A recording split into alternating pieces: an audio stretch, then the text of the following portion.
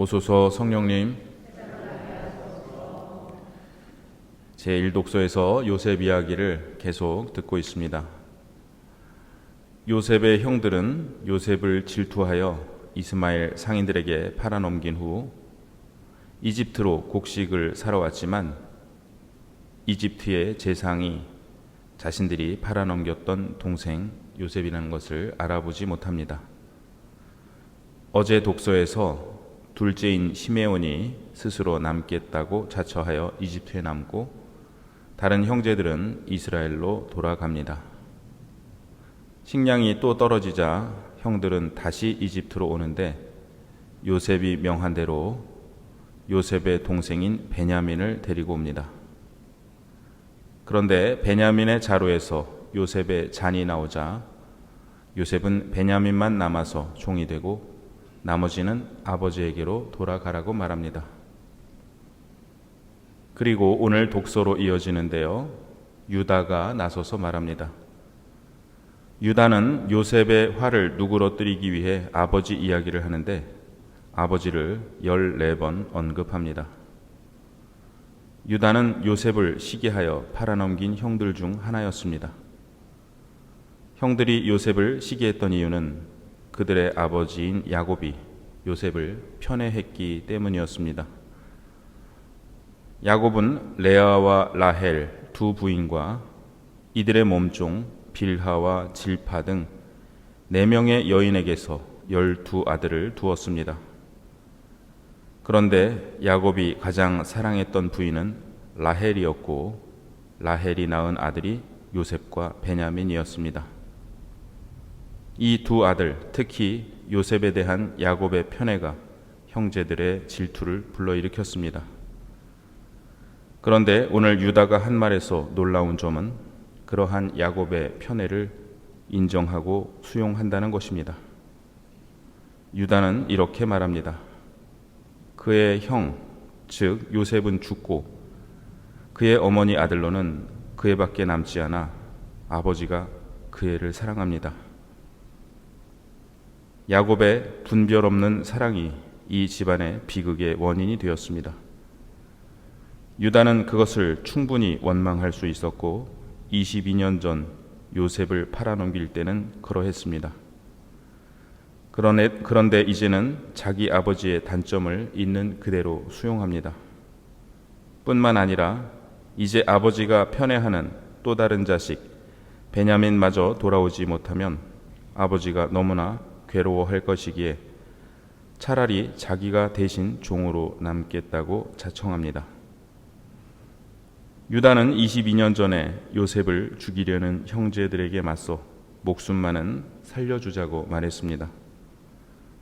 이제 그는 더욱 성숙하여 자신이 베냐민 대신 종이 되겠다고 합니다.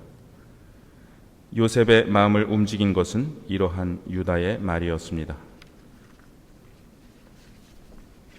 자신을 팔아넘겼지만 자신의 동생마저 잃을 수는 없다면서 예전에는 엄마가 다르다고 형제로 인정하지 않았지만 이제는 같은 아버지를 두고 있기에 진정한 형제로 여기는 그 마음이 요셉을 감동시켰습니다. 마침내 요셉은 자신의 정체를 밝히는데 저를 이곳으로 팔아넘겼다고 해서 괴로워하지도 자신에게 화를 내지도 마십시오. 우리 목숨을 살리시려고 하느님께서는 나를 여러분보다 앞서 보내신 것입니다. 라고 말합니다. 요셉이 형들을 용서할 수 있었던 힘은 자신의 비극이 하느님의 섭리 안에 있었음을, 하느님께서 인간의 악을 선으로 바꾸셨음을 알아보았기 때문입니다. 그런데 요셉이 그것을 깨닫도록 도움을 준 것은 아버지에 대한 사랑과 형제에 대한 사랑을 진실하게 고백한 유다의 말입니다. 요셉 이야기에서 요셉이 예수님을 상징하고 있지만 유다가 다윗의 조상이기에 예수님은 유다 지파에 속하신다는 것도 주목할 점입니다. 오늘 복음에서 예수님께서는 12사도들을 파견하시며 앓는 이들을 고쳐주고 죽은 이들을 일으켜 주어라, 나병 환자들을 깨끗하게 해주고 마귀들을 쫓아내어라 라고 말씀하십니다. 이 네 가지는 앞서 예수님께서 베푸신 기적 안에 들어있는 내용들입니다. 즉, 당신께서 하신 일을 이어서 하라고 하십니다.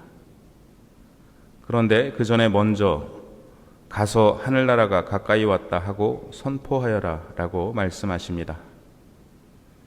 여기서 하늘나라는 하느님의 다스리심으로도 번역될 수 있습니다.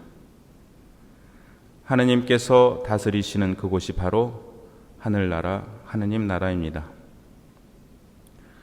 프란치스코 성인이 쓰신 것으로 알려져 있지만 사실 프란치스코 성인이 쓰신 기도는 아닌데요. 평화를 구하는 기도라는 기도문이 있습니다. 주님, 저를 당신의 평화의 도구로 써주소서.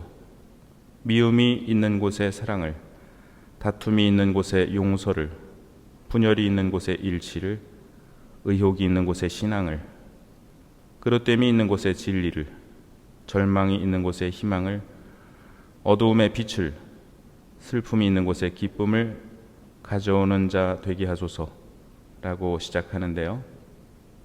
미움과 다툼과 분열이 아니라 사랑과 용서와 일치가 다스리는 나라, 의혹과 그릇됨과 절망이 아니라 신앙과 진리와 희망이 다스리는 나라, 어두움과 슬픔이 다스리는 것이 아니라 빛과 기쁨이 다스리는 나라가 하느님 나라입니다.